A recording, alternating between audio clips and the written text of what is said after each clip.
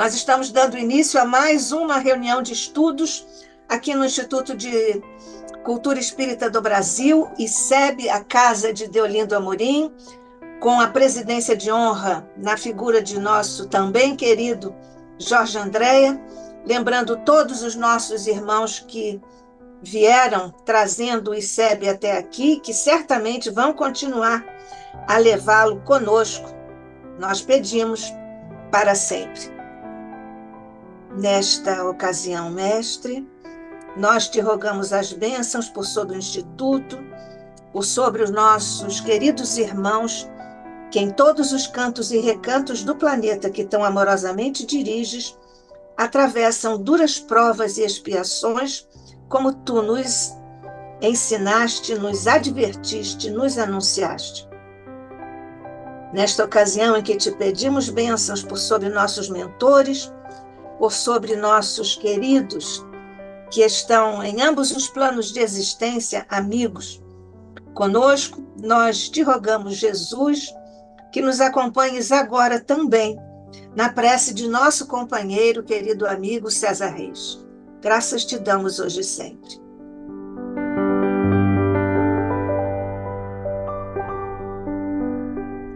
Agradecemos, Senhor Jesus, pela oportunidade que se renova. Juntamos-nos aqui em Teu nome sagrado, para que possamos aprender um pouco mais, a fim de que tenhamos condições de servir melhor nessa vida que nos foi dada como oportunidade preciosa para crescer na direção do bem. Agradecemos, Senhor, na certeza de que estão conosco os fundadores desta casa, os benfeitores que nos amparam, inspiram e orientam sempre. E pedimos de maneira especial a nossa querida amiga, irmã, nossa vice-presidente, doutora Rosa, a fim de que ela tenha a inspiração adequada para nos transmitir as palavras que vão ser úteis para a nossa melhor compreensão dos princípios fundamentais dessa doutrina de amor de hoje. E para todos aqueles que venham assistir este trabalho em algum momento, que essas bênçãos do Senhor se façam em todos os corações, como um chamamento de amor e paz, para que todos nós cresçamos na direção da luz. Obrigado, Senhor, e que nossa irmã que dirige os trabalhos agora possa começar assim o que está programado para a noite de hoje. Graças a Deus.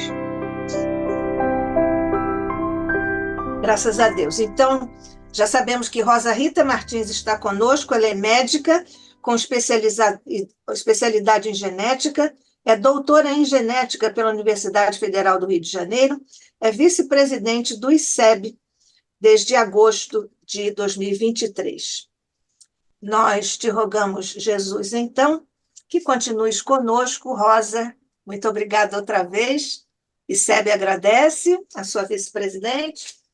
Somos todos ouvidos, porque ela vem hoje nos falar como entender a crueldade no século XXI. Então, o nosso tema de hoje é como entender a crueldade humana no nosso século. E eu baseei esse estudo, nosso estudo de hoje, em 3 referências. O livro do Espírito Hamed, psicografado por Francisco do Espírito Santo, As Dores da Alma, que tem os 2 primeiros capítulos falam sobre a crueldade. O livro de Joana de Ângeles, psicografado por Divaldo, Conflitos Existenciais, que no capítulo 9 fala também sobre crueldade. E o livro dos Espíritos, na terceira parte, no capítulo 6, que fala da lei de destruição, das questões 752 a 756. É importante a gente falar que o fato de ter essas questões 752 a 756 dentro do capítulo da lei da destruição não quer dizer, de modo algum, que a crueldade faça parte da lei de destruição como uma lei divina.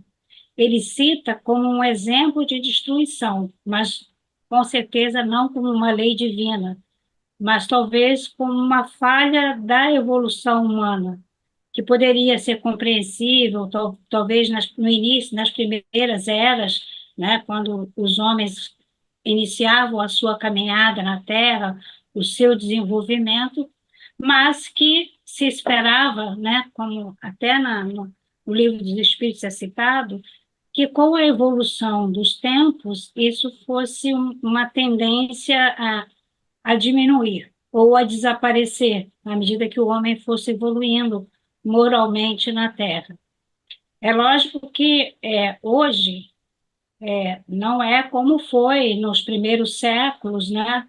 Onde a crueldade não era nem condenada, né? Onde povos invadiam povos, destruíam aquelas regiões numa intensidade que proporcionalmente à era atual, com 8 bilhões de habitantes, nem se compara, né?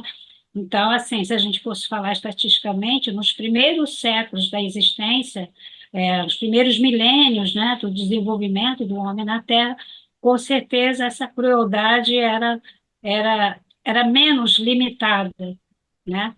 Mas, de qualquer maneira, a gente sempre esperava que quando a gente chegasse, né, no terceiro milênio, o homem fosse evoluindo mais. E, de repente, nós lidamos no século XXI com guerras, e guerras, às vezes, onde a crueldade é uma das suas características. Então, vamos então falar sobre esse tema. Crueldade é a característica de quem é cruel, aquele que tem o prazer em fazer o mal, mesmo mesmo quando ele não tem essa intenção de fazer o mal, né? Então eu botei essa figurinha aí do pássaro, né? Fala que não acredito que um ser que possui asas e que tem o céu como limite possa ser feliz em uma gaiola. Mas é uma pequena crueldade pegar um pássaro desses que deveria estar migrando, né, com seus companheiros e colocá-lo numa gaiola para, de uma maneira egoísta, você ter guardado para você, se ele for, né, tiver um canto bem bonito para te agradar somente. E aí mas assim, eu me lembro que quando eu era criança nós tínhamos um pássaro em casa e para mim aquilo parecia uma coisa natural, né?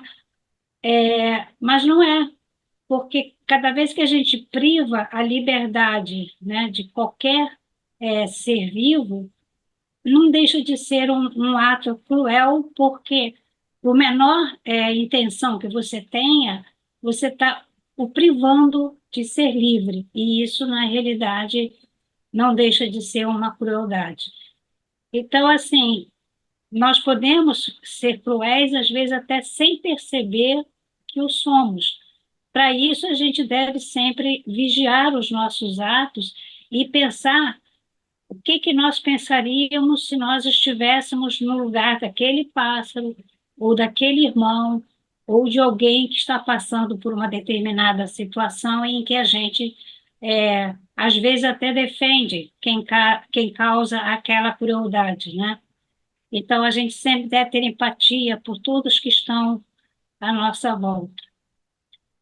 E quem é cruel, né? É o indivíduo que não sente empatia pelas pessoas que estão à sua volta, sejam familiares, amigos ou desconhecidos. É aquela pessoa que tem ausência de culpa ou qualquer sentimento de arrependimento pelos atos que comete, independente de quem seja essa pessoa. Pode ser um parente, pode ser um amigo.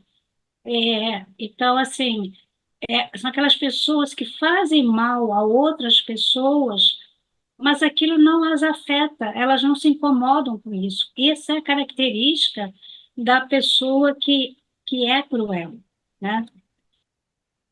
Na questão 752, por isso, Kardec colocou essas questões sobre a crueldade no Livro dos Espíritos. Ele fala que crueldade é o instinto de destruição no que tem de pior. Porquanto, se algumas vezes a destruição, como na lei de destruição, como uma lei divina, constitui uma necessidade, com a crueldade, né, jamais se dá o mesmo, porque por trás dela sempre existe uma natureza má, né? E Hamed, no seu livro, ele sempre fala que cada ato de agressividade que ocorre neste mundo tem como origem básica uma criatura que não aprendeu a amar. E aí a gente vai ver depois que realmente a característica de uma pessoa cruel é aquela que não tem capacidade de amar, muitas vezes nem aqueles que lhe estão próximos, que são de sua família, tá? No início do século passado, no século XX, foram publicados vários trabalhos buscando, já que você teria um determinado percentual da população geral que realmente tem essa capacidade de ser cruel, de expressar crueldade, se não haveria uma causa genética, né? Eu já até comentei aqui que no início do projeto Genoma, houve a ideia que se você conhecesse os genes, você conheceria tudo sobre a síntese proteica, suas ações, seus receptores, e que a partir daí, você conhecendo o genoma, você poderia dizer que você conheceria aquela pessoa tanto do seu ponto de vista físico, como do seu ponto emocional, moral, né? Mas o estudo do projeto Genoma mostrou que não existe determinismo genético, né? Os genes, eles são responsáveis pelas funções celulares, então o genoma é importante na regulação de funções celulares, mas o meio ambiente físico, o nosso psiquismo, o nosso lar, nós como espírito, tudo esse meio ambiente físico e psicoespiritual interferem na expressão desse genoma. Não é o corpo físico que serve não é o espírito que serve ao corpo físico. O corpo físico é que serve ao espírito. Então, quem comanda seu genoma, a expressão do seu genoma, a regulação das suas funções celulares, a cada parte do seu organismo é o espírito. Então, no início dos séculos, andou se fazendo experiências sobre neurologia, imagens, né, neuroimagens, sugerindo que havia regiões em que eram estimuladas quando pessoas que tinham esse instinto de crueldade, que ficavam excitados quando viam figuras de agressões, de mortes ou de violentos, que excitavam determinada parte do século, quiseram associar que realmente havia alguma coisa no corpo físico que predisporia a isso. Só que, com o tempo, eles começaram a perceber que você, às vezes, separava um grupo de pessoas, expunha todas as imagens que você fazia, e aí analisava as neuroimagens daquelas pessoas e marcava determinadas áreas. Ah, então são essas áreas que podem ser responsáveis pela expressão da crueldade. Aí você pegava as mesmas pessoas no outro dia, né? Fazia a mesma experiência e os resultados eram diferentes. Então, hoje a gente sabe que resultados em cima de neuroimagem não são realmente correspondentes e você não pode mais dizer que se na área tal da amígdala ou de qualquer outra parte do cérebro você tem uma área que, quando você tem uma mutação, vai estimular a violência. Tudo isso já foi afastado, porque, na verdade, a função do genoma é isso, regular funções celulares. Mas o instinto de crueldade, qualquer instinto que nós tenhamos, na realidade, isso é do espírito. Comportamento é do espírito, né? Que é resultado de seus erros, seus acertos em aprendizados em suas múltiplas reencarnações. Então, essa ideia de que poderia se associar mutações genéticas à crueldade, isso já foi afastado porque os trabalhos não se confirmaram depois da era do projeto Genoma. Então, a gente já sabe que não, né? Na realidade, você espírito, você tem esse instinto seu, que você carrega de experiências anteriores, de suas múltiplas reencarnações, que a gente espera que a gente vá moldando esse nosso comportamento, mas temos muitos ainda no nosso planeta que ainda estão em seu processo evolutivo e ainda não conseguiram atingir uma determinada evolução e ainda se comprazem em determinados atos de crueldade. Então, o comportamento é do espírito. o espírito age sobre o seu corpo físico, age sobre o seu cérebro, e ele sim é que estimula determinadas áreas de acordo com a sua própria maneira de ser. E a personalidade, a gente sabe que é um caráter essencial e exclusivo de uma pessoa, então, de um espírito.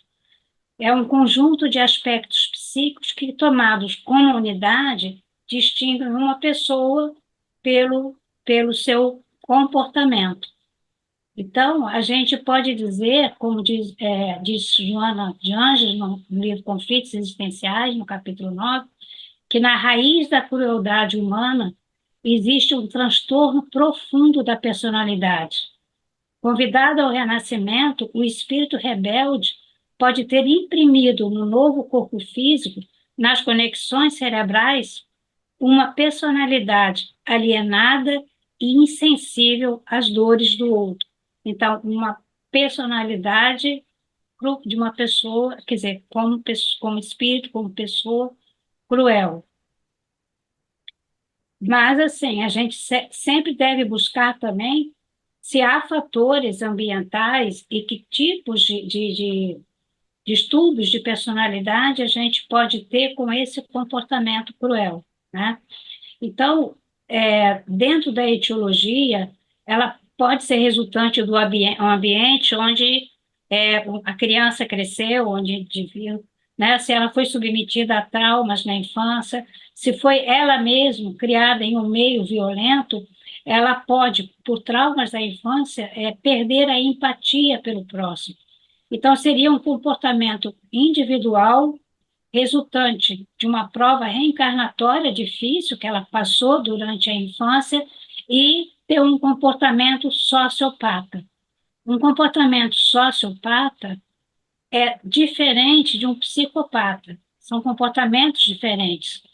Psicopata é o comportamento de caráter individual do próprio espírito. Não existe um fator ambiental. A gente vai ver isso aqui adiante. Então, na sociopatia, existe um transtorno de personalidade antissocial, não tem empatia, não entende os sentimentos dos outros, tem dificuldade em expressar culpa e tem uma característica muito específica, que são pessoas extremamente irritáveis, têm uma irritabilidade e são impacientes. Às vezes, uma palavra que você diz para aquela pessoa soa como uma agressão, às vezes não foi essa a intenção, né? Então, se calcula que 4% da população geral sejam sociopatas. Então, as características englobam principalmente o desprezo pelas obrigações sociais e a falta de consideração com os sentimentos dos outros. Daqui a pouquinho, a gente vai ver um pouco mais sobre isso, né?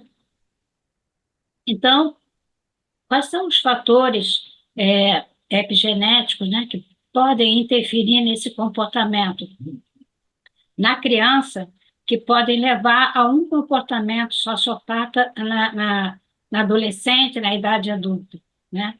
Então, tem vários fatores. A desnutrição, né, a falta de vários nutrientes nos primeiros anos de vida, a criança que foi agredida, que foi maltratada, que foi violentada, o estresse ambiental, quem cresce em comunidades violentas ou quem cresce em países em guerra, né? E aquelas crianças que começaram a consumir álcool, que a gente sabe que isso existe, né? Crianças que começam a tomar cerveja, beber bebidas alcoólicas, aí no iniciozinho às vezes da adolescência, com 10, 11, 12 anos, né? Quando começa a adolescência, são crianças que às vezes já estão consumindo álcool. E a psicopatia? Essa é uma das figuras usadas nos sites que falam sobre psicopatia, porque é como se fosse exatamente um lobo, um agressor, numa pele de cordeiro. Então, o psicopata são indivíduos frios, manipuladores, mentirosos, incapazes de ser sentimentos pelos outros, como empatia e remorso, e ocorrem em 1% da população geral. Mas, ao contrário dos sociopatas, não há fatores ambientais determinantes. ou associados ocorre em qualquer classe social, em qualquer região do planeta. Não tem nada a ver com o ambiente, nem com fatores de estresse na infância, nem com carências afetivas, nem com maus tratos na infância. Eles não têm um fator determinante. Na realidade, é como se a psicopata, ele já nasce com essa é uma característica do espírito, é uma característica dele. Tem crianças que já têm comportamentos de psicopatas, então, assim, que é muito triste, mas existe. Então, não está associado a nenhum fator ambiental. Hamed, quando ele fala sobre a história da humanidade, ele fala sobre muitos exemplos de crueldades humanas, né? Muitos causados pela natureza primitiva e rudimentar, inata nas almas em seus primeiros passos de ascensão espiritual. Então, quando ele fala essa frase, esse texto, ele está se referindo muito às crueldades dos primeiros séculos, onde não se pode nem dizer que, de certa maneira, os homens eram cruéis na realidade ou se ainda estavam no seu processo evolutivo. Só que depois o próprio Hamed vai falar sobre aqueles que ainda, né, renascem na Terra com essas características, né? Sobre isso, sobre serem espíritos ainda num processo evolutivo, na questão 753 do Livro dos Espíritos, é citado que nesses anos antigos, né, nas primeiras eras do desenvolvimento no homem na Terra, era maior a influência de espíritos inferiores, influência que foi diminuindo com o passar dos séculos pela evolução moral dos anos. Veio diminuindo? Sim, veio diminuindo, mas, infelizmente, não de vez, né? Na realidade, não desapareceu. Então, na atualidade, independente se há ou não associação com fator ambiental, em pessoas com desenvolvimento mental normal, mesmo que não tenham nenhuma religião e desconheçam a lei divina, não desconhecem as leis humanas e os que cometem crimes estão sujeitos a elas, diferente das eras antigas. Então, na verdade, mesmo sabendo disso, a crueldade persiste dentro da raça humana, né? Então, se calcula que 1% da população mundial seja de psicopatas e que 4% sejam de sociopatas. Então, em 5% da população mundial, ainda há essa expressão da crueldade no sentido que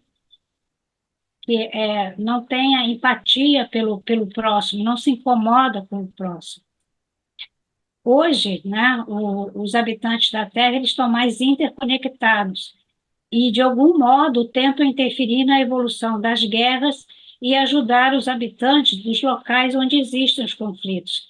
Então, nós evoluímos, porque se nós ainda temos, né, 4% mais dos sociopatas, mais 1% dos psicopatas que se comprazem no mal, né, hoje, em compensação, nós podemos dizer que universalmente no nosso planeta, em todos os continentes, há muitas pessoas cuidando para que o mal possa ser minorizado, para que possa ser menos agressivo, né? A gente tem a Unicef, a Cruz Vermelha, os Médicos Sem Fronteiras e muitos outros órgãos de pessoas que se dedicam a cuidar dos próximos em regiões onde eles ainda estão sofrendo muito com a crueldade de alguns homens dirigentes, né,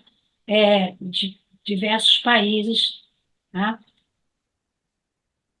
Então, a gente pergunta, e as guerras do século XXI? Por que elas são tão cruéis ainda? A gente está vivenciando isso agora, porque agora as guerras chegam até as nossas casas também. Então, a gente tem a gente não pode dizer que não sabe, né? Que crianças morrem de fome, que bombas são disparadas para em cima de civis, a gente lamenta tudo isso, mas sabe que ainda está acontecendo.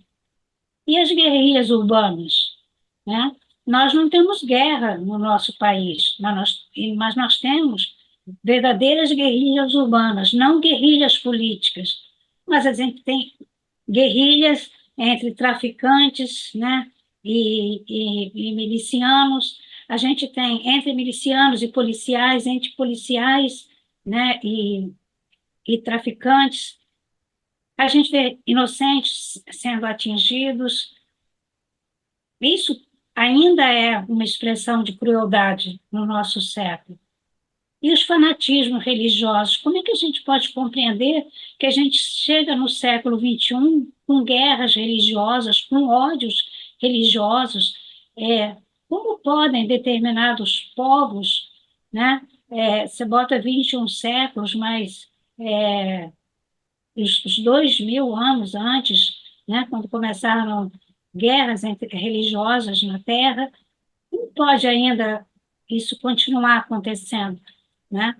E a destruição do meio ambiente, uma guerra que o homem trava com a natureza, muitas vezes para seu próprio prazer ou por interesse monetário, destrói a terra onde ele precisa viver. Aí, nesses momentos, eu penso assim, quão longe ainda estamos de um planeta de regeneração? Quantos séculos ainda temos pela frente até realmente chegar nessa etapa? Na questão 755, né, Kardec perguntou aos espíritos como se explica existirem no seio da civilização mais avançada. Olha, isso era no século XIX. 2 anos depois, a gente achou que estaria um pouco mais avançado.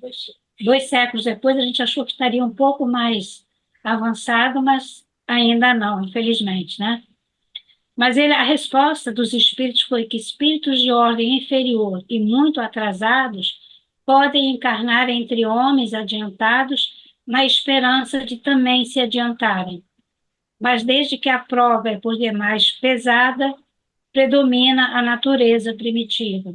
Então, a gente percebe que nesses focos, né, de guerra ainda existe muita reencarnação de espíritos que ainda estão em processo evolutivo e que a gente realmente deve fazer orações para que eles também possam progredir.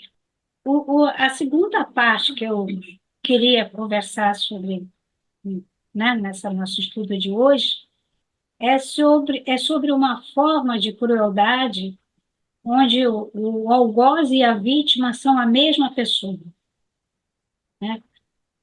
Porque a gente até pode entender que por guerras religiosas, pessoas que nascem, né, ouvindo, aprendem com seus pais, que aprenderam com seus pais também, que já vêm há várias descendências, achando que eles nasceram para guerrear com povos de outra religião, ou com povos de outra etnia, ou com povos que, embora tenham nascido no mesmo país, têm origens diferentes, né?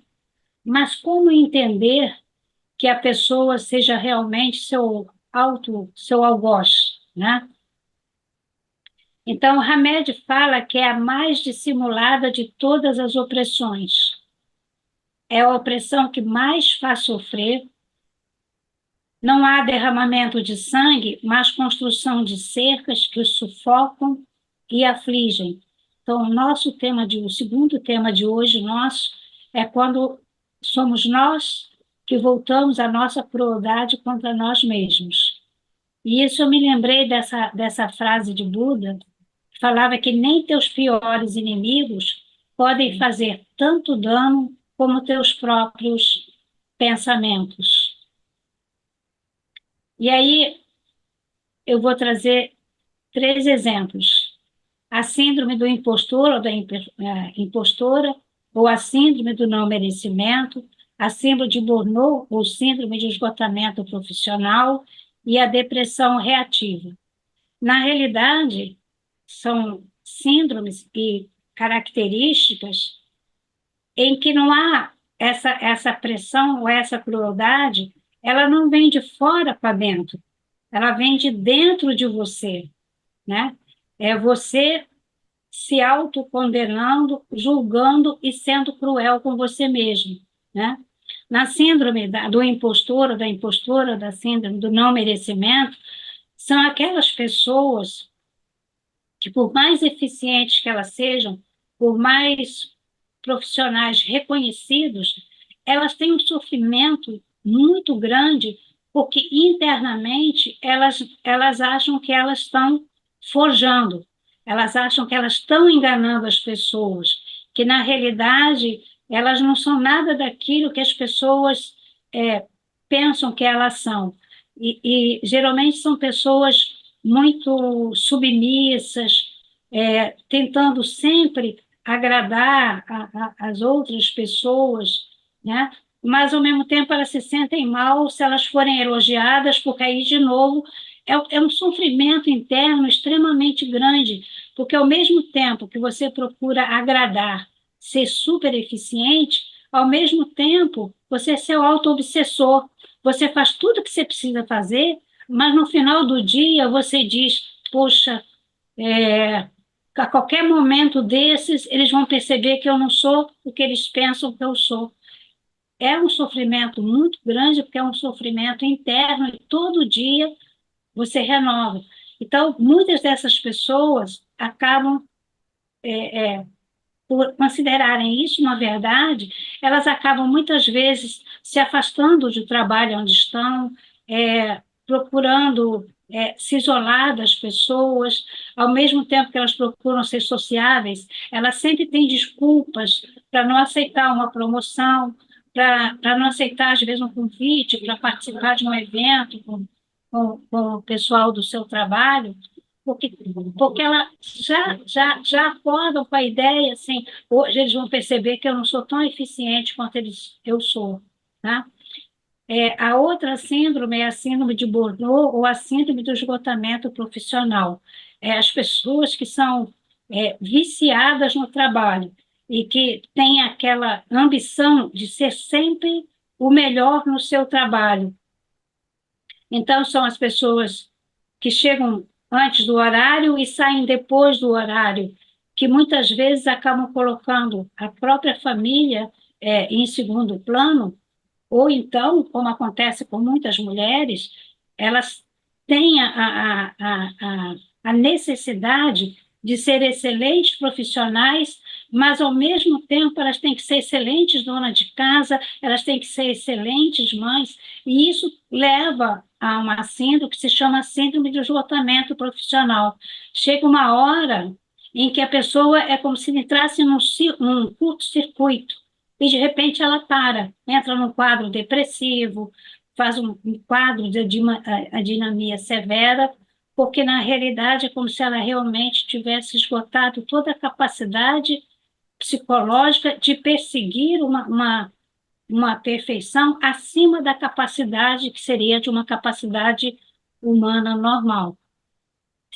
E a terceira, né, essa é a depressão reativa. Eu coloquei aqui, mas eu entendo que geralmente a depressão reativa ela tem um fator determinante.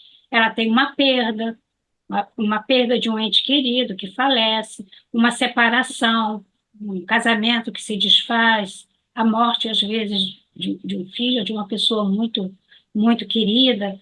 Então, assim, essas pessoas elas até têm o direito de ter meses com um quadro de depressão reativa, até que aquela dor vá se amenizando com o tempo e ela vá reestruturando sua vida com aquela perda, né?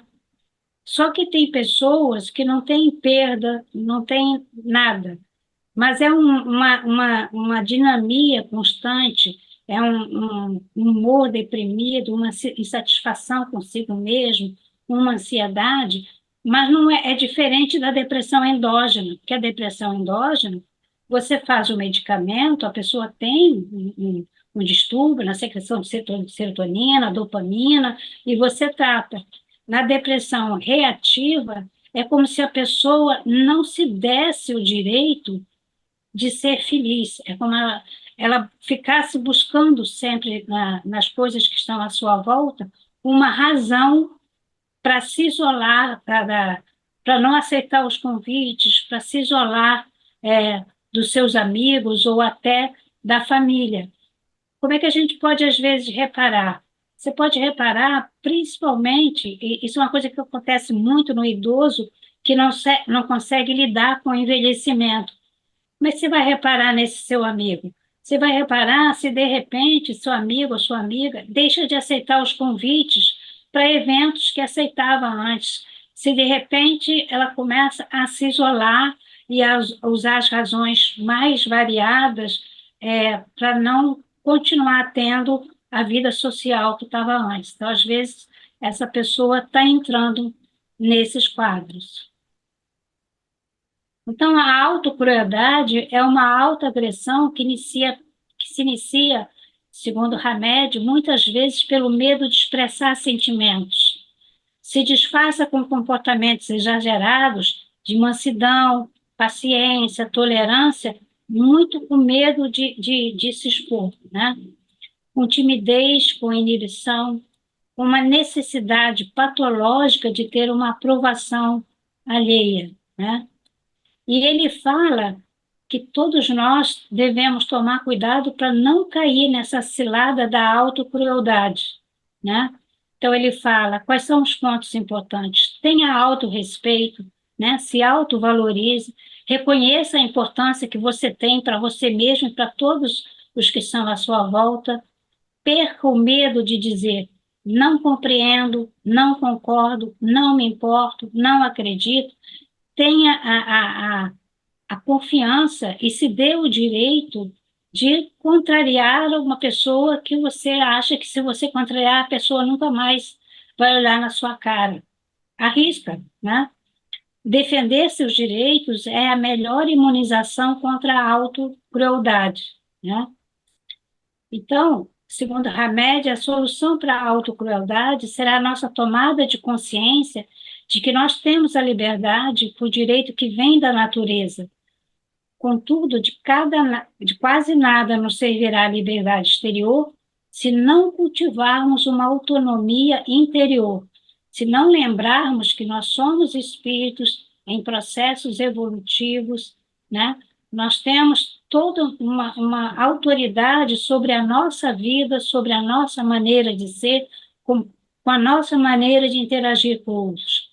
Que quem está, né, internamente entre grilhões, quem se auto-prende em grilhões e amarras, jamais poderá pensar e agir livremente. Jamais sairá dessa prisão onde voluntariamente se colocou. E aí a gente tem que lembrar do nosso mestre, né? Porque nós temos que, primeiro, nos autovalorizar e temos que ser caridosos comigo mesmo. Aquilo que muitas vezes você faz por um colega de trabalho, será que você está fazendo por você mesmo? Se você está buscando autoconversar com você mesmo, ver se determinada situação é tão negativa como você está colocando para você, ou se não há alguma coisa que, por tristeza, por depressão, por uma perda, qualquer coisa que seja, está te fazendo entrar num conceito de desvalorização de você mesmo, né? Então, vamos lembrar, o que disse Jesus? O primeiro de todos os mandamentos é este: amarás ao Senhor teu Deus de todo o teu coração, de toda a tua alma, de todo o teu espírito, de todas as tuas forças. Eis aqui o segundo mandamento: amarás o teu próximo como a ti mesmo. Outro mandamento maior que estes não existe. Então, eu acho que se a gente lembrar de Santo Agostinho, que falava para a gente rever o nosso dia, eu acho que, antes de dormir, eu acho que quando a gente for deitar, a gente também podia perguntar, né, se a gente foi bom conosco mesmo, né? Se a gente se auto-amou, se nós não fizemos nenhum ato cruel conosco mesmo. Porque esse é o maior mandamento que Jesus nos relembrou e nos ensinou: amarás o teu próximo como a ti mesmo. Então, Jesus contava com a nossa autoestima, nosso auto-amor e principalmente com o nosso auto-respeito. Porque só desse modo, se a gente se autoestima, auto-ama e auto-respeita, é que realmente nós vamos saber amar e respeitar nosso próximo. Então, vamos lembrar sempre que o corpo físico é um reflexo do perispírito, que, por sua vez, é um reflexo do espírito.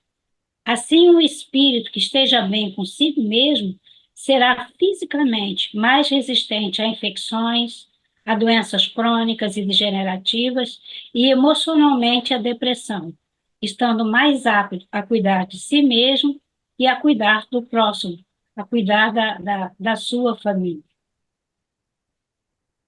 Na pergunta 756 do Livro dos Espíritos, a Kardec questiona: a sociedade dos homens de bem se verá algum dia expurgada dos seres malfazejos? E a resposta: a humanidade progride. Esses homens em quem o instinto do mal domina e que se acham deslocados entre pessoas de bem, desaparecerão gradualmente como o mau grão se separa do bom. Quando este é joelhado, né, separado, mas desaparecerão para renascer sobre outros invólucros, né? As reencarnações.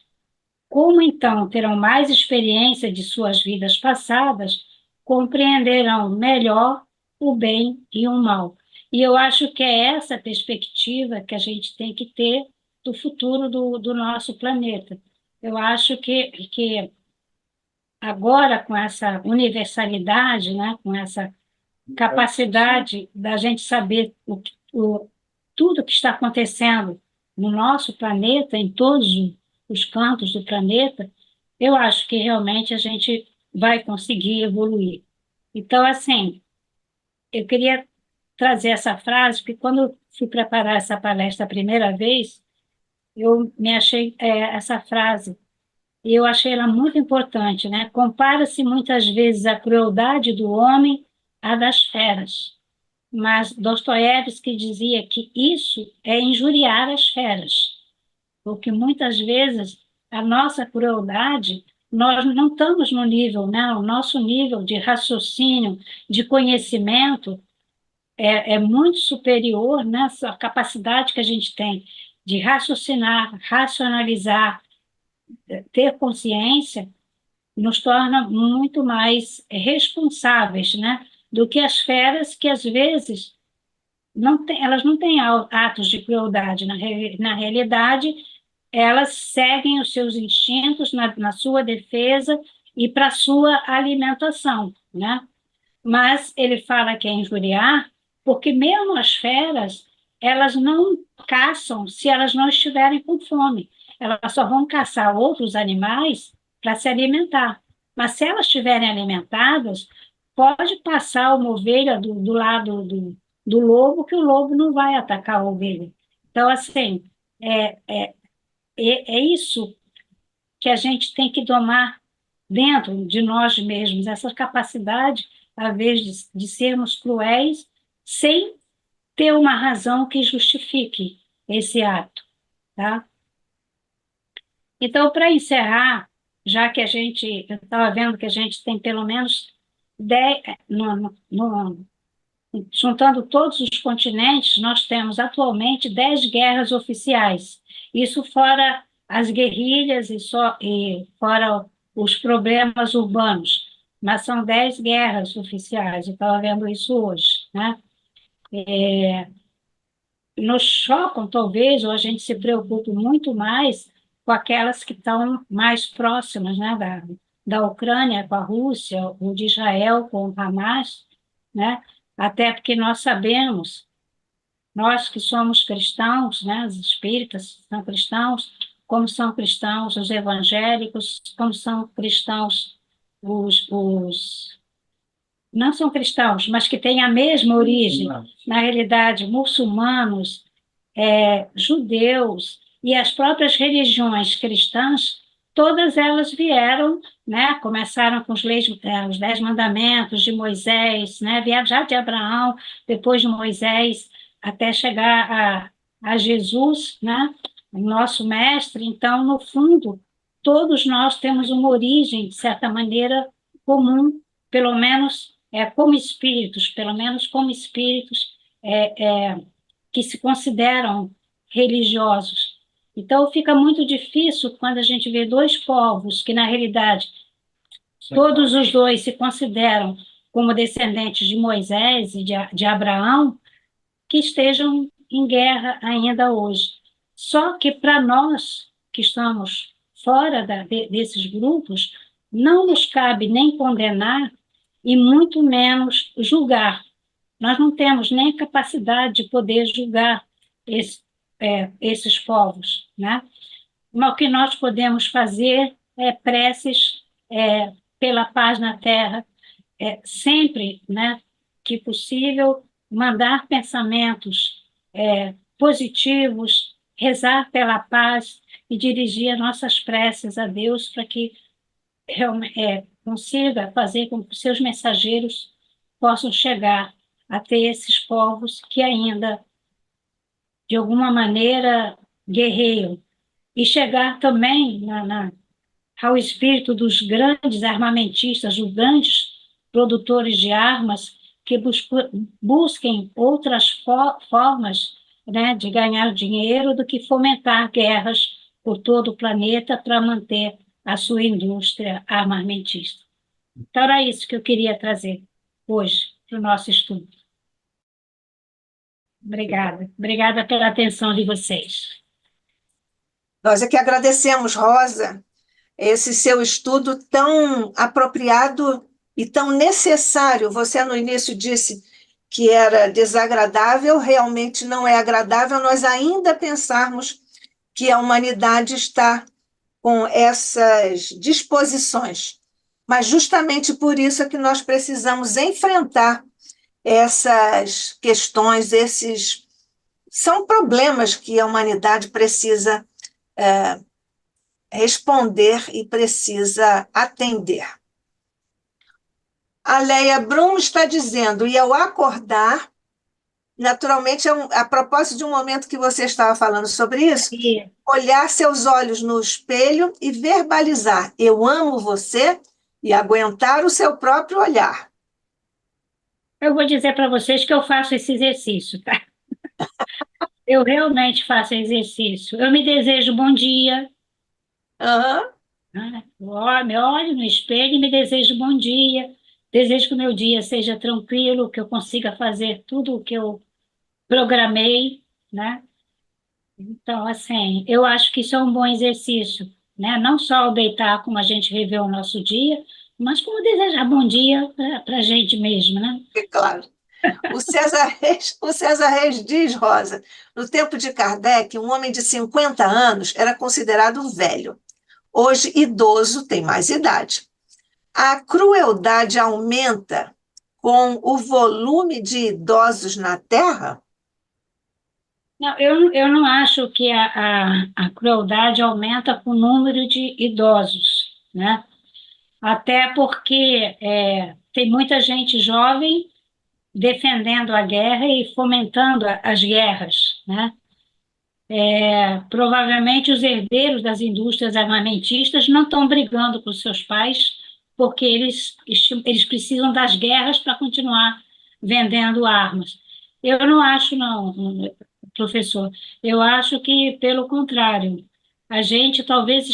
os idosos estejam vivendo mais para ajudar a manter um ambiente, ou, vamos dizer assim, contornar um ambiente dessa beligerância que a gente está vendo começar muitas vezes em jovens, em guerras de torcida. Quem é que você vê ali brigando?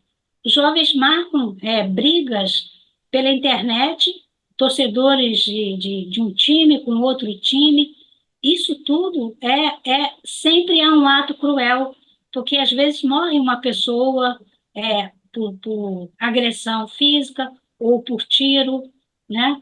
Então, assim, não acho que tenha a ver com os idosos. Talvez eu acho que os idosos estão sobrevivendo mais até para poder manter ainda equilibrar um pouco. Conversar com os netos. Isso, é como disse o Luiz aqui, para bater papo com os netos, quando os netos têm algum comportamento mais exacerbado ou mais agressivo, tentar conversar com os netos para ver se nós não conseguimos preparar uma geração que veio uma, duas ou três depois de nós, que a gente consiga mudar essa geração que está crescendo agora.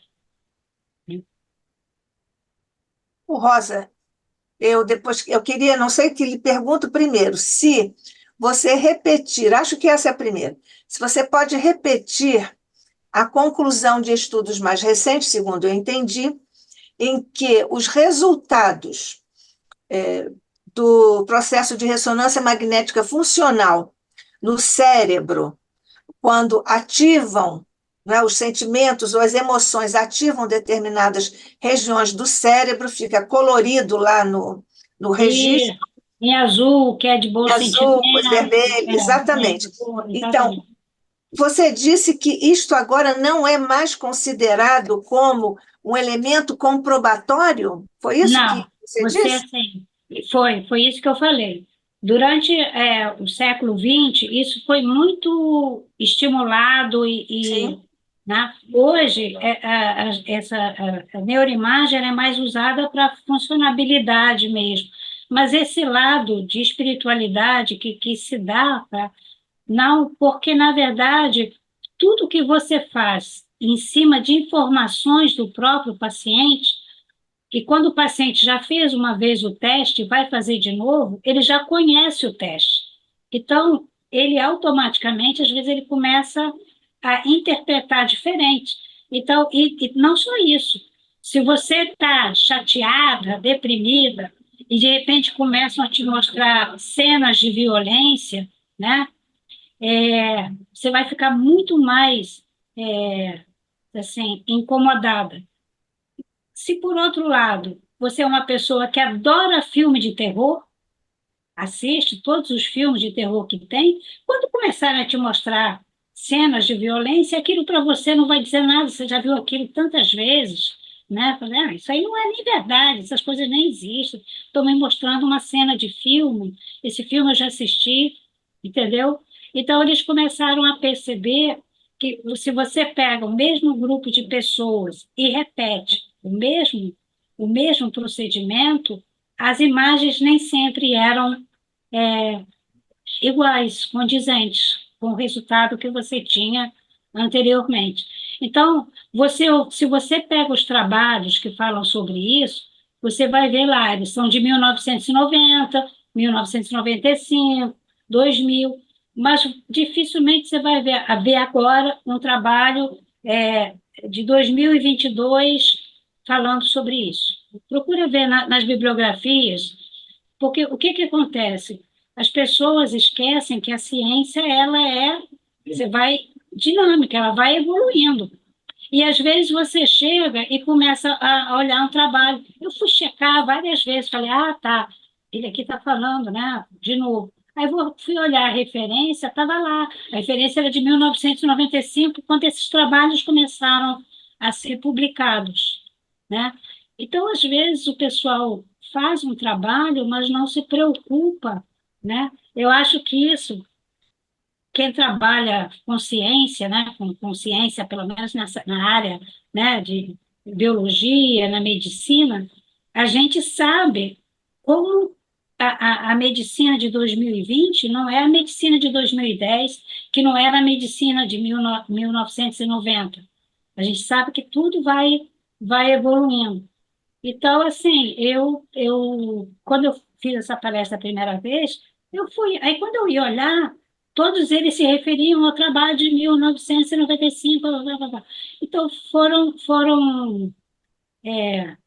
trabalhos, mas você não encontra esses trabalhos agora de 2024, 2021 e 2022. E os trabalhos que te falam isso estão se referindo a trabalhos anteriores, entendeu?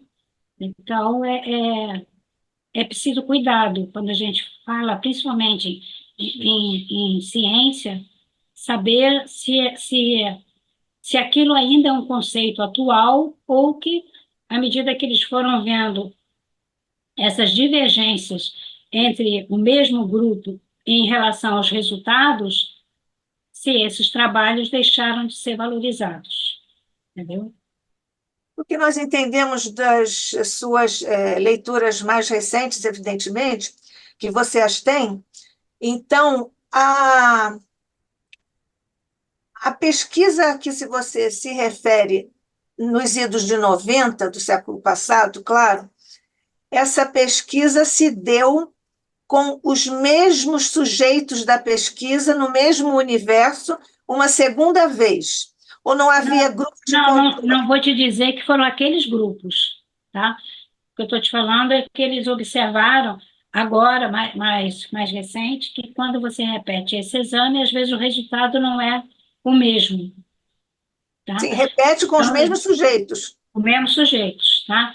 Aqueles primeiros trabalhos que eles surgiram, ainda havia muito desconhecimento sobre a própria técnica, sobre a análise dos resultados, e você tinha amostras pequenas, né?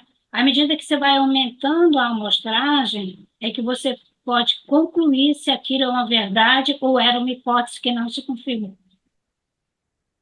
E os Né? estudos mais recentes aumentam o universo pesquisado com um maior número de sujeitos da pesquisa, é isso? Isso, isso. Eles pegaram um grupo, fizeram as imagens e depois eles pegaram esse mesmo grupo, um tempo depois, refizeram e os resultados não foram iguais.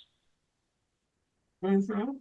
Esse tipo de pesquisa, pela sua própria natureza, então, dispensa o uso de um grupo de controle. Ah, esse tipo. Não, no segundo controle era o mesmo grupo, tá? Mas esses estudos não foram feitos com. Ah, até porque você não tem um grupo de psicopatas para examinar. Nem eles eram obrigados a fazer o exame, só se eles quisessem voluntariamente fazer o exame. Isso foi feito na população geral, né? Em pessoas que fizeram ressonância ou neuroimagem por razões variadas também, com autorização, se durante aquele exame, se eles poderiam colaborar com a pesquisa. Sim, ok. O César voltou a fazer uma observação, uma pergunta. A crueldade está associada a modelos, Rosa? Terrorismo, tráfico, nazismo, dentre outros, encontram respostas dentro de quais corações? E para nós, aprendizes do Espiritismo, como entender nosso modelo e guia? Às vezes está, está, mas só, não acho que só o modelo, um modelo isoladamente não vai transformar ninguém em assassino. Agora, se o modelo, né, é visto por alguém que tinha dentro dele como espírito já um instinto de assassino, aquilo vai o estimular, entendeu? Então, assim, eu acho que se o próprio indivíduo, né, como espírito, se ele não tiver um instinto de crueldade dentro dele, não é porque ele vê uma pessoa do lado dele fazendo, ele vai fazer também, entendeu? Tem indivíduo que sai do cinema, É. violência, e a violência lhe arrugou, isso aí. Entendeu? Agora, se a pessoa tem dentro dele aquilo, então, se ele tem aquela característica dentro dele, a cena pode realmente estimulá-lo. Então, é aquela história de que está todo mundo batendo num garoto de rua, muita gente fica só assistindo, tem o pessoal que procura separar, e de repente chega um, aproveita e dá um pontapé. Então, ele estava louco para dar um pontapé em alguém, ele adora dar pontapé em alguém, mas socialmente isso não é permitido. Mas se já tem alguém apanhando, então ele vai lá. O que você vê muito nessas brigas de futebol? Às vezes está todo mundo brigando com sopapo e chega alguém com um revólver e dá um tiro. Aquele cara que deu o tiro, ele tem um instinto cruel de assassino. Ele estava esperando uma oportunidade para poder matar alguém, usar o revólver que ele comprou, ainda não tinha usado. Porque, para mim, quem compra um revólver tem intenção de usá-lo, né? Mesmo que você diga, eu comprei uma arma para me defender, né? Uma vez eu falei isso para uma colega nossa, espírita. Não, eu tenho uma arma para me defender. Eu falei, mas espera aí, nós somos espíritas. Você vai matar alguém porque você quer se defender sem saber se o cara ia te matar só porque ele entrou na tua casa de noite? Não, se ele entra na minha casa de noite, ele está pensando em me matar. Então, ela tinha a intenção de atirar. Se ela tinha a intenção de atirar, sabendo que com aquele tiro ela pode matar uma pessoa, ela tem dentro dela o instinto de assassino. Está faltando a oportunidade para extravasar isso, entendeu? Então, assim, pelo menos é dessa maneira que eu vejo, né? Se Estimulado, né? você tem dentro de você aquilo e você deixa tudo preparado. Se eu tiver uma oportunidade, eu mato alguém, né? Mas o instinto está dentro de você. Porque nem todo mundo que briga, você tem nessas brigas, né, de futebol, você tem às vezes 30 de um lado, 20 do outro brigando. Mas de repente, quando já tem alguém caído, mostraram essa cena na televisão uma vez. O cara foi, pegou um taco e bateu na cabeça do outro e matou. Então, assim, o cara já estava caído, já tinha apanhado da torcida inimiga. Por que ele tinha que pegar o taco e ir lá e bater? Porque aquela foi a oportunidade dele de extravasar esse lado cruel que ele tinha, né? Foi uma oportunidade, entendeu? Eu acho que se não tiver um instinto, não erra o tiro, não acerta o Ô, tiro. Rosa, ô, Rosa, sobre sociopatia, psicopatia, violência, a referência que fez aqui o César aos idosos me faz lembrar os mecanismos do bullying e do cyberbullying e do assédio moral, e assédio moral é o bullying no ambiente de trabalho.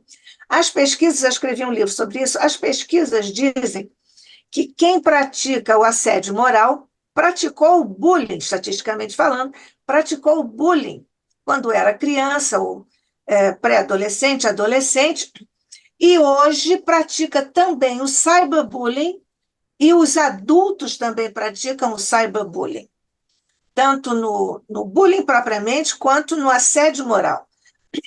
Como é que você vê essa questão, sobretudo na faixa etária inicial, no bullying, porque é mais estudado do ponto de vista da população escolar? E no passado dizem, ou nós constatamos, que as crianças também praticavam bullying, mas de uma forma menos violenta, e as coisas se resolviam naturalmente. Como naturalmente as crianças resolvem as suas brigas de acordo com a sociologia moderna para a infância. Como é que você vê o bullying e o cyberbullying do ponto de vista do tema de hoje, da crueldade no século XXI? Eu acho que é mais ou menos como aquela questão do livro dos espíritos. Eu acho que muitos espíritos estão tendo a oportunidade de renascer, né? Já passaram por seus estágios lá na erraticidade e estão tendo assim, tipo assim, vamos ver se você conseguiu aprender realmente, apreender aquilo que é o amor ao próximo, a tolerância, né? Que é a empatia. E aí tem muitos espíritos que estão renascendo, né? E a gente começa a identificar essas pessoas até pelo próprio racismo, né? Quando você vê que as pessoas não têm tolerância, é, têm preconceito de cor, preconceito de classe social, né? Começam a reclamar, como a gente teve um ministro uma vez que reclamou que as empregadas estavam levando seus filhos para a Disneylândia. Então, você começa a ver que não te dá o direito das pessoas que você considera subalternas ou inferiores em termos de classe social, não em evolução moral, a você de disputarem com você um lugar no avião para ir para um determinado lugar. Então, você começa a perceber que nós temos hoje, convivendo conosco ainda no planeta, muitos espíritos que não aprenderam tanto quanto deveriam ter aprendido na reticidade, repetindo erros e falhas. Então, quando a gente ouve falar de um crime violento e a pessoa que depois fala do crime naturalmente, sem dor, sem culpa, sem revolta com aquele crime que cometeu, isso ainda é um espírito que ainda está muito voltado para ele mesmo só, que ainda não consegue amar o próximo, que é isso que Joana fala, que na própria definição, né, do psicopata está, é uma incapacidade de amar o próximo, mesmo que se esse próximo seja de sua família. Não ama nem as pessoas que lhe deram a vida ou que compartilharam a vida com eles. Eles são incapazes de amar. E assim, é como se eles não tivessem nenhum sentimento, né? Então, assim, mas eles têm, né? Deus dá oportunidade a todos de renascerem e, e procurarem evoluir. Então, assim, eu vejo dessa maneira. Eu acho que nos primórdios, na Terra, todos nós fomos sociopatas, porque a gente queria sobreviver, então o negócio era matar os concorrentes para sobrar mais comida para a gente, pegar, né? Não havia regras. Não havia regras, né? Como diz o Luiz, a gente estava na fase da anomia, né? Mas a gente foi evoluindo, nós já estamos né, na nossa contagem ocidental no século XXI, mas nós estamos há muito mais tempo no planeta aqui, a gente sabe disso, a gente sabe que tem civilizações muito mais antigas, o que quer dizer que nós estávamos por aqui muito antes disso. Mas alguns de nós ainda não conseguiram aprender a amar.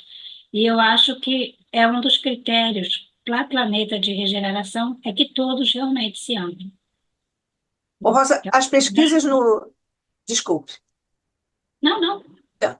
As pesquisas no campo da violência dizem que nenhum ato de violência é isolado, que todo ato de violência faz parte de uma cadeia. Quando nós estudamos o bullying, por exemplo, e o assédio moral, há pesquisas que nos informam sobre o fato de que muitos bullies, que são os chamados os que praticam bullying, os bullies são vítimas e depois as vítimas se tornam praticantes de bullying, o que efetivamente corrobora essa conclusão de várias pesquisas de que todo ato de violência integra uma cadeia de violência. Você mesma falou sobre o meio ambiente. Exatamente, você mesma falou sobre o caso de crianças que sofrem, né, tendo nascido em ambientes de alta violência, como em algumas comunidades, às vezes saem de casa e vem um cadáver na porta da sua casa, e assim por diante. Então, essa questão está, por exemplo, do nosso ponto de vista, reafirmada nisso. Sim, no sociopata, sim, né? Agora, em relação ao bullying, na nossa época, pelo menos na minha época, na escola, né? Eu estudava em escola pública, né? E mesmo nas escolas públicas, pelo menos aqui na Zona Sul, crianças de cor não eram comuns. Mas eu tinha muita pena de uma menina de cor da minha turma, porque ela sofria bullying da professora. Eu sou uma portuguesa que veio aprender a falar no Brasil, então eu não tenho aquele sotaque de português. Mas quando eu estava no ginásio, eu tinha dois colegas portugueses, né? Um que tinha vindo criança também, como eu, que não tinha sotaque, e um menino que chegou aqui já com 7, 8 anos, com aquele sotaque carregado. quem mais fazia bullying com ele era a professora. A professora parecia que tinha uma satisfação, já chegava na turma dizendo: tenho certeza que você não fez seu dever. Sabe assim, porque você é português, português é burro mesmo. Que Ela isso? era assim, que ela começava assim. Ela devia ser filha de português. Eu até uma vez falei para o Luiz, eu acho que ela era filha de português e detestava os pais, não era possível. Aí eu ficava morrendo de medo que ela soubesse que eu era portuguesa também. Pensando que eu sou portuguesa, ela vai fazer a mesma coisa comigo, né? E elas consideravam aquilo uma coisa normal. Acho que se ela fosse chamar a atenção, ela ia dizer que aquilo era só uma brincadeira, sabe? Assim. E, mas só que é o que você falou. Só que entre as crianças, eles fazem bullying, né? Entre eles ainda fazem, a verdade é essa, fazem, a gente vê Se tudo, influenciam né? mutuamente. Só que dali a pouco, os dois meninos que estavam ali, assim, reclamando do outro de alguma coisa, fazendo bullying, o outro, os dois, dali a uma hora, os dois estão jogando no ataque do mesmo time de futebol, super É, amigos, comemorando gols juntos, as né? crianças resolvem as suas próprias questões. Porém, eu lembro que, no momento, nós vivemos numa sociedade que é uma sociedade de imagem. E hoje, a prática do bullying, que era, digamos, entre aspas, inocente no passado, quando as próprias crianças resolviam suas próprias questões, hoje existe imagem. Tudo é gravado, tudo é filmado.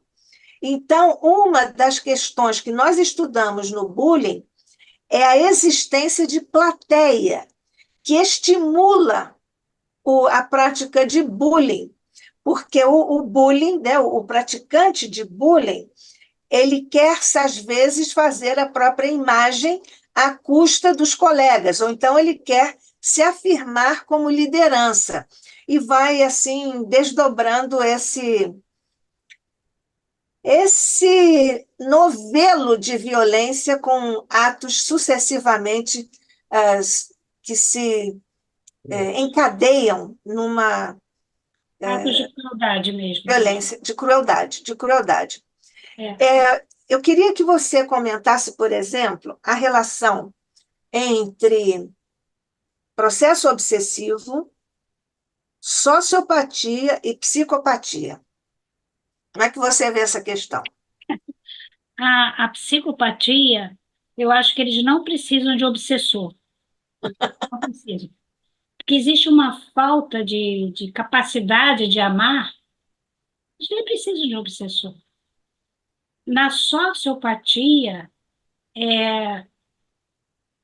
aí sim, porque você vê, às vezes, na própria mesa de desobsessão, espíritos sofredores que foram meninos de rua ou foram mendigos que morreram na rua e que, às vezes, ficam obsediando outras pessoas, ou nem, né, às vezes nem voluntariamente, mas involuntariamente.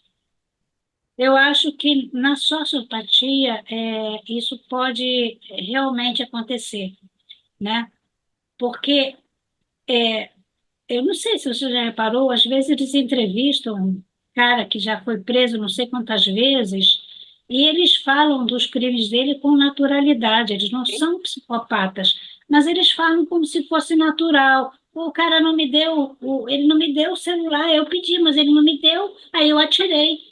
Eles falam isso como se isso fosse um processo natural, porque para eles isso é uma coisa natural. Eu não sabia como explicar isso. Mas ele é um sociopata. Se você conseguir fazer um tratamento, uma terapia, se você conseguir, você vai conseguir chegar até ele e você talvez consiga modificá-lo, né? A gente vê muitos meninos de rua que foram adotados, né? Que mudaram totalmente o seu comportamento. Eles eram candidatos a sociopatas, mas o meio, de certa maneira, os protegeu, porque foram adotados, criados, e de repente eles viram pessoas de bem, bem colocados, né? Tem vários relatos, né? De que foram meninos de rua, que chegaram a roubar e assaltar, e que depois que entraram para a instituição, acabaram sendo adotados, às vezes, por pessoas que trabalhavam lá dentro, eles mudaram totalmente de vida.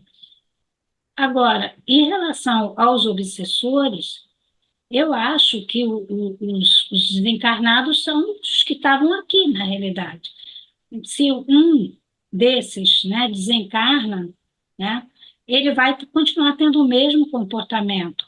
E se ele por sintonia, ele sentir que alguém tem um comportamento ou tem pensamentos de violência como ele realmente vai se aproximar e vai tentar influenciar para buscar aquela agressão, aquela maneira de ser cruel que o satisfazia. E muitas vezes ele consegue influenciar, sim. Se eles fizerem realmente a sintonia, conseguem, né? É o que eu falo com as pessoas que têm depressão. Se tem depressão, você tem que fazer a sua terapia, né, com um psiquiatra, você tem que fazer a sua terapia com um psicólogo, mas tem que fazer a sua terapia espiritual também. De alguma maneira, você tem que modificar a sua, vamos dizer assim, a sua antena espiritual, porque senão você está lá com a tua depressão e você fica captando quem com a sua antena? Outros espíritos depressivos que desencarnaram, que se suicidaram e que continuam no mundo espiritual com um comportamento ainda muito depressivo, somando a depressão do encarnado, e a pessoa, em vez de melhorar, vai piorando, né? Por isso, às vezes, a terapia espiritual é muito importante que seja feito junto também. Mas se a pessoa não se modifica, eu acho que eu fugi totalmente da pergunta, não sei se eu disse. Não, você emendou, aprofundando É, em outra direção, foi muito bom. É, nós temos falado aqui, você também tem pautado as suas observações, inclusive do ponto de vista das pesquisas e do trabalho de Hamed, um mentor que eu amo, me desculpe dizer isto, fazendo aqui a minha confissão de amor pelo Hamed e também outro pela Joana, mas, enfim, os agentes são recebidos, são trabalhados, né, como indivíduos. Quando você fala do burnout profissional, o burnout é uma crueldade, não do próprio. Quando você trabalhou é isso, uma autocrueldade. é uma autocrueldade porque dependendo de como o indivíduo dá resposta às situações, às solicitações da sociedade, enfim. Agora, existe, na China, por exemplo, já houve muitos casos comprovados de morte por burnout, porque o regime de trabalho é de tal forma excessivo, exaustivo, exasperante, que as pessoas desencarnam por excesso de trabalho, como se fosse num campo de concentração. Nesse caso, o agente de crueldade deixa de deter uma, digamos assim, uma causa individual, mas passa a ser uma responsabilidade difusa, porque está colocada no sistema de trabalho, no protocolo de trabalho, no contrato de trabalho das empresas. As empresas, então, são cruéis? Olha, na realidade, assim, não sei se a empresa é cruel. Às vezes, seu chefe imediato é cruel. Se você me perguntar assim, será que existe alguns chefes imediatos que se aproveitam quando eles percebem que a pessoa tem essa obsessão de ser perfeito, de ter tudo certo, fica depois da hora de trabalho por causa disso? Se ele tiver um chefe ou um imediato qualquer que seja cruel, talvez esse cara se aproveite disso. Mas essas pessoas adoecem, né? Eu comecei a falar das mulheres da jornada dupla, aquelas que têm que ser a melhor funcionária da empresa, mas também tem que ser a melhor mãe e, ao mesmo tempo, tem que ser a mulher mais bonita, então não pode perder a hora da academia, porque o marido tem que, né, tem que estar sempre elogiando que ela está ótima, está bela, e é impossível alguém, né, precisaria de 48 horas, né? Eu fico com pena quando eu vejo mulheres que vão para a academia depois do trabalho, de 7 às 9 para a academia. Então, assim, é, é, é uma autoexigência tão grande, mas aí eu não sei se é tantas pessoas que são responsáveis, porque isso é uma característica dela mesma, da própria pessoa, né? Daquele homem que quer ser, nessas empresas que têm o elegem o melhor funcionário, isso existe muito na China, você está falando da China, né? Qual o melhor funcionário da empresa? Os homens que perseguem isso, que tem que ser o melhor funcionário da empresa, isso é um problema dele. Não sei se é só o sistema, porque você pode ter o sistema, mas a pessoa pode não aceitar as regras desse sistema, entendeu? Então, não sei, eu acho que Ela tem que. pode ter medo de ser expulsa do sistema se ela não seguir as regras. Pode, E mas às isso vezes é o contrato, Rosa, às vezes é o contrato de trabalho que é leonino. Às vezes é o contrato do trabalho que exige, além das forças do indivíduo, o que é, na verdade, condenado pelos espíritos orientadores da humanidade em O Livro dos Espíritos, quando fala da lei de repouso e a lei do trabalho, etc. eu não sei se algumas sociedades até podem ainda estimular, né? Você está falando da China, mas Mas grandes mestres. agora, assim, o que o Luiz estava lembrando, assim, os chineses têm grandes mestres orientais que falam sobre a importância do autorrespeito, né? De qualquer maneira, de qualquer maneira, Nádia, a pessoa pode usar a desculpa que ela quiser, mas a decisão de entrar num determinado sistema cruel continua sendo dela, né? Porque ela tem sempre a opção de, não, vou procurar outra coisa para fazer, vou buscar outro caminho, mas não vou me submeter a isso, né? Eu tenho, assim, algumas impressões sobre essa possibilidade, Eu, porque nós sabemos que as grandes empresas do Ocidente buscam a China, porque lá a mão de obra é muito mais barata.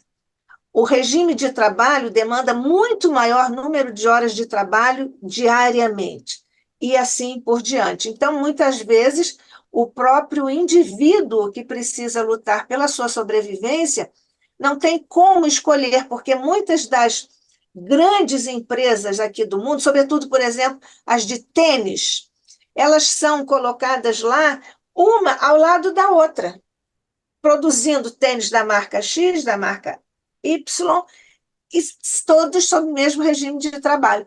Então, eu tenho essa tendência a pensar que esses regimes pelos quais as empresas são responsáveis praticam essas empresas, através de seus prepostos, naturalmente, de seus responsáveis, praticam crueldade.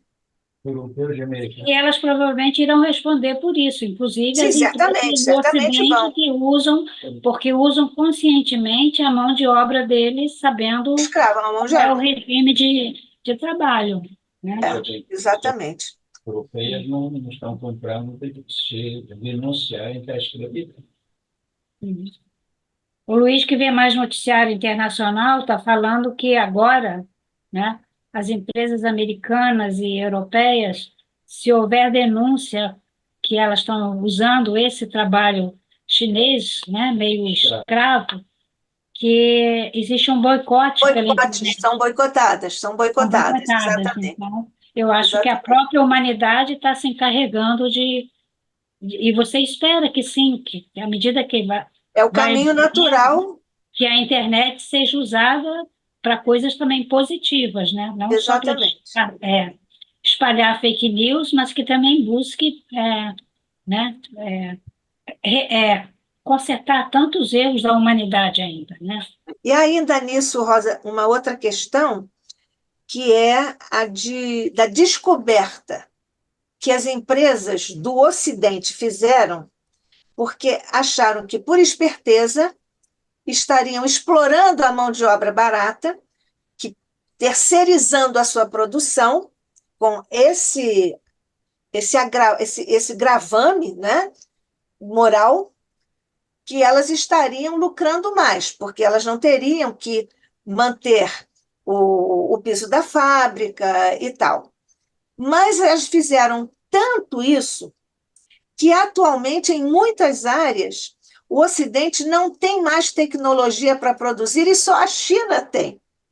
Então, elas também estão reformulando essa, Elas estão digamos, reféns, são países que ficam reféns da China, né? exatamente, porque foram espertos, entre aspas, visando muito mais o lucro, visando muito mais, e não se importando com o trabalho escravo ou escravizado, e então agora descobriram que caíram numa própria armadilha, porque agora quem detém tecnologia está lá na China e eles próprios, as grandes empresas no Ocidente, ficaram sem até essa capacidade de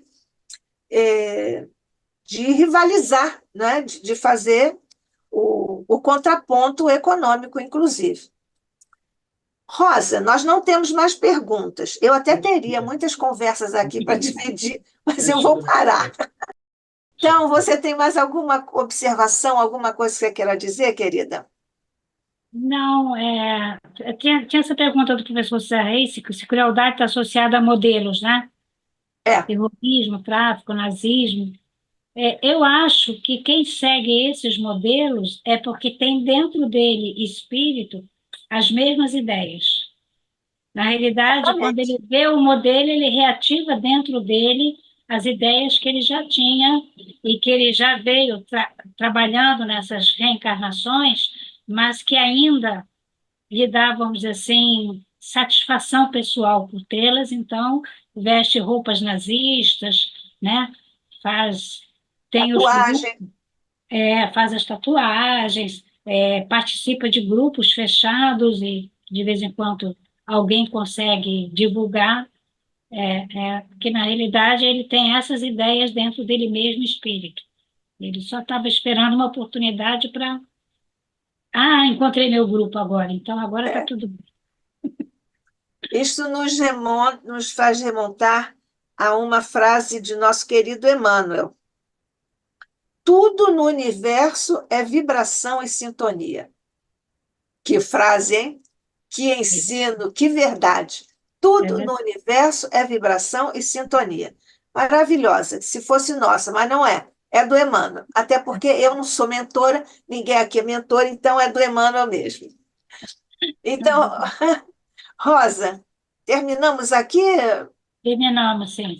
agradecendo a você, Rosa, por mais este estudo tão importante, tão atual, com tantos desdobramentos importantes para as nossas reflexões do ponto de vista individual, grupal e coletivo humanitário.